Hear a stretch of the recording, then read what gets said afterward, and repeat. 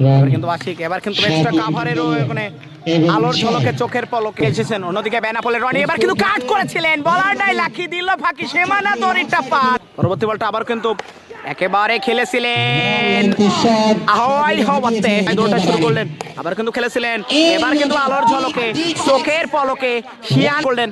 অন্যদিকে রনি আবার কিন্তু খেলেছিলেন ডিপ এক্সট্রা কাভার অঞ্চল ফাঁকা, বল যাবে না রাখা। মেহেরপুরের কৃতি সন্তান আলামিন এবার কিন্তু হাফ বালি ধরনের বল ব্যাটটা সুইপ করলেন মিড উইকেটের অঞ্চলের উপর দিয়ে।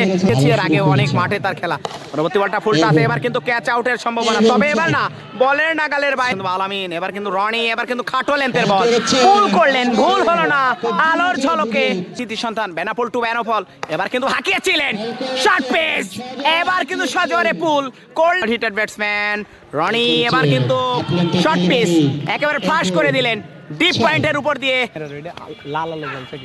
পরবর্তী বলটা এবার কিন্তু শর্ট পিচ পুল করে দিলেন, আবার কিন্তু ভুল হয়নি, এবার কিন্তু স্কয়ার লেগ অঞ্চল ফাঁকা। পরবর্তী বলটা আবার কিন্তু খেলেছিলেন ফুল টাস ডিস্ট্রো ড্রাইভ, এবার কিন্তু আলোর ঝলকে চোখের পলকে বাঁচেন এই রনি। এবারটা কিন্তু রনি এবার কিন্তু আলোর ঝলকে চোখের পলকে শিয়ান, দুইটা বল বাকি আছে। পরবর্তী বলটা আবার কিন্তু হাঁকিয়েছিলেন হাফ বলি ধরনের বল, যে বলে যেমন পানিশমেন্ট